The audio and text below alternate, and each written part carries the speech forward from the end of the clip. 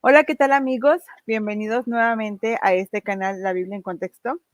Mi nombre es Norma Lilia y como pueden ver tengo nuevamente de invitado conmigo aquí al doctor Antonio Piñero.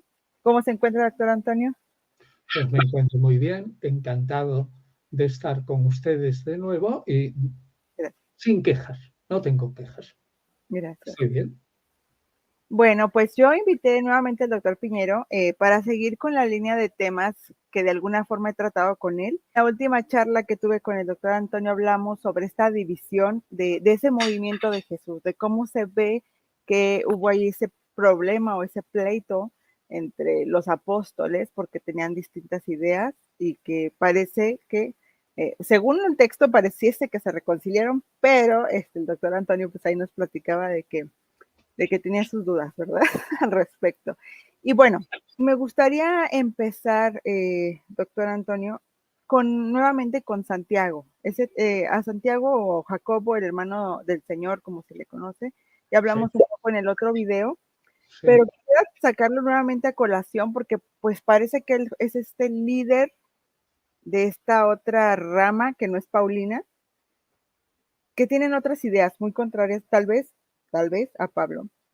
Pero a mí me llama mucho la atención primeramente, o quisiera preguntarle a usted como experto, ¿cómo es que Santiago se hace del poder de la iglesia de Jerusalén? Esto porque nosotros leemos en los evangelios, pues que él no era seguidor realmente de su hermano, ¿no? Era Sí. como que, ¿y cómo es posible que de repente ya es el líder de la iglesia? Sí, el problema es notable porque se puede arguir de un cambio radical de mente desde el pasaje de Marcos 3:20, ¿no? Cuando la familia de Jesús declara a Jesús que está fuera de sus cabales y sí, como que está loco. Y abro un paréntesis, bueno, era explicable, ¿no? Si un individuo deja su trabajo, probablemente el padre había muerto ya, y deja una familia y deja un taller y de repente sale a predicar que el fin del mundo viene pronto, que hay que arrepentirse inmediatamente, que hay que entrar en ese reino futuro, en fin, todo de acuerdo con una teología del momento, pero sin embargo, a la familia, y esto entronca con tu pregunta, a la familia eso le tuvo que fastidiar. ¿Por qué? Pues porque dejó a su madre, probablemente ya viuda, y a sus hermanos sin la fuerza del hermano mayor.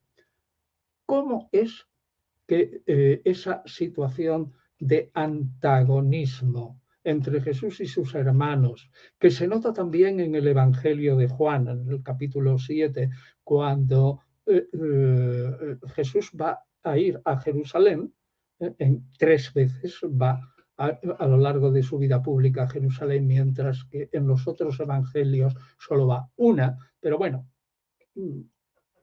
es una discusión ahora que no nos interesa. Lo importante es que Jesús da como el esquinazo a sus hermanos. O sea, los engaña, digamos paladinamente, ¿no? Y entonces los hermanos se van por su cuenta a Jerusalén y Jesús, una vez que se ha desembarazado, al menos según cuenta el evangelista Juan, ¿no? Él emprende el camino de Jerusalén por su cuenta. Entonces, ¿cómo es posible que un Santiago, que en principio no está de acuerdo totalmente con Jesús, de repente aparezca ya en hechos de los apóstoles de una manera un tanto oscura, pero en la tradición de la iglesia primitiva más clara y sobre todo en esa tradición de la novela de Clemente, la novela de Clemente, que es uno de los grandes hechos apócrifos, la primera gran novela cristiana, y resulta que de repente es el gran jefe de la iglesia de Jerusalén. ¿Cómo es posible? Bueno, pues la gente lo ha explicado de muy diversas maneras, ¿no? Uno dice, pues es que realmente los evangelistas, que son en el fondo paulinos, Marcos, Mateo y Lucas, defienden sobre todo la postura paulina en la que los de Jerusalén pues no aceptaban que Pablo fuera un apóstol y tal, y entonces, como no le aceptaban verdaderamente como apóstol, abro paréntesis, tal como se ve en las cartas paulinas, resulta que los evangelios, para defender más a Pablo, ponen fatal, pintan mal, dibujan mal a la familia de Jerusalén, que no era para tanto. Eso es una solución. Ciertamente que yo los pongo claramente en Jesús, las mujeres. Y la segunda es que la posibilidad de una conversión, cambio de mente, que lo vemos en Pablo, y hay mucha gente que dice, ese cambio de mente parece imposible.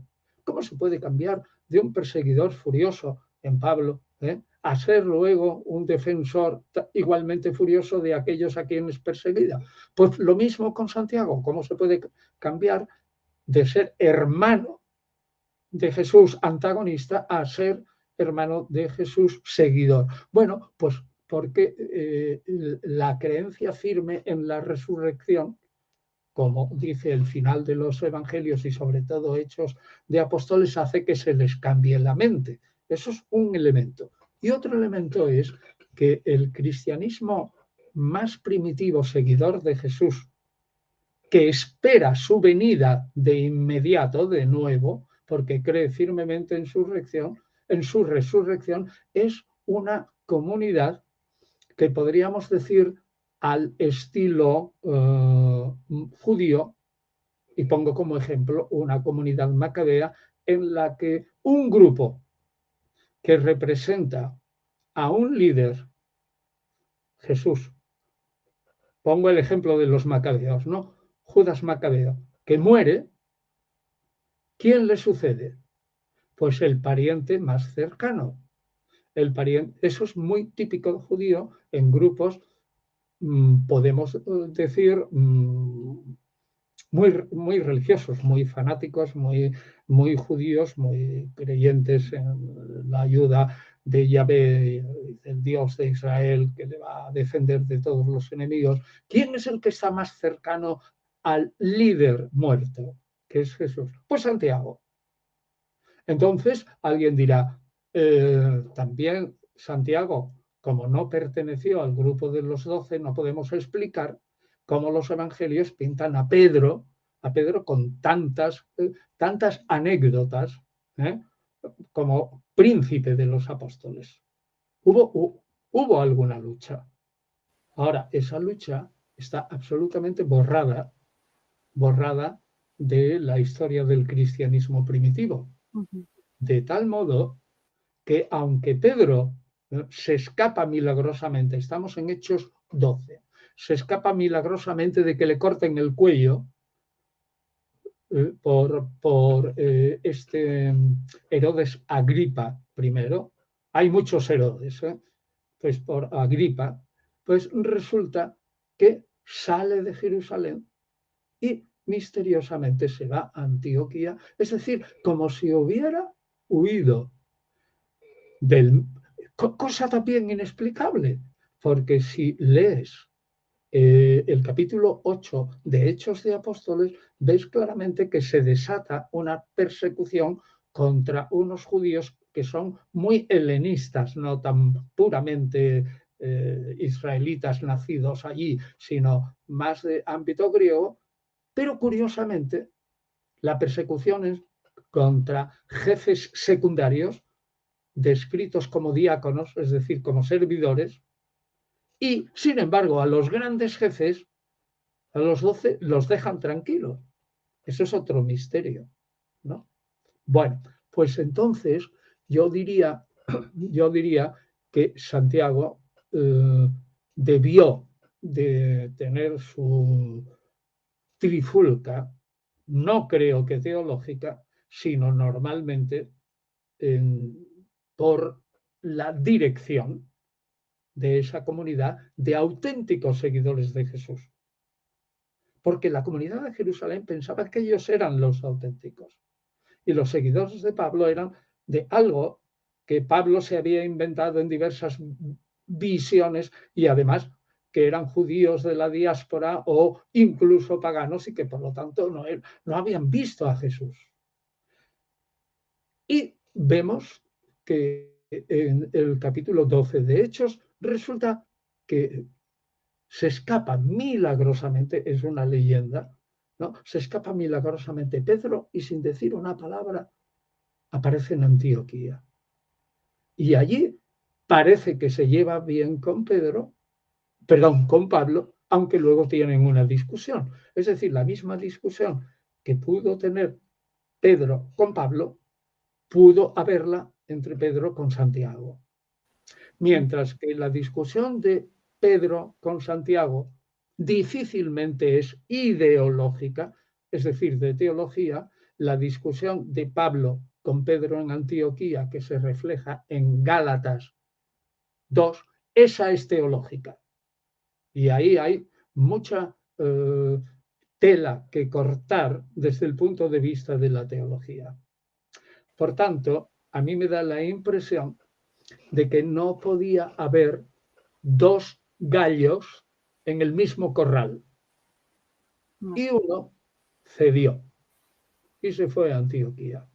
Pero luego, cuando el conflicto se planteó de un modo teológico más serio, en Gálatas 2, y que de alguna manera se refleja en Hechos 15, Pedro se aparta de Pablo Toma parte.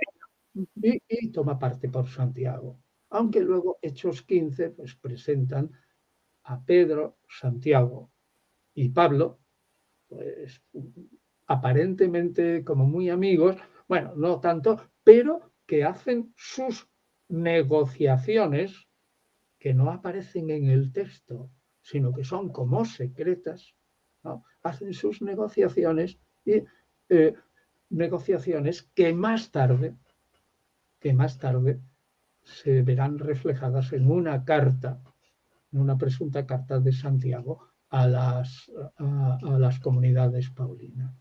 Así que, dicho en dos palabras, que se quede la gente con esto, aunque sea pedestre, ¿no? Que no puede haber dos gallos en un mismo corral.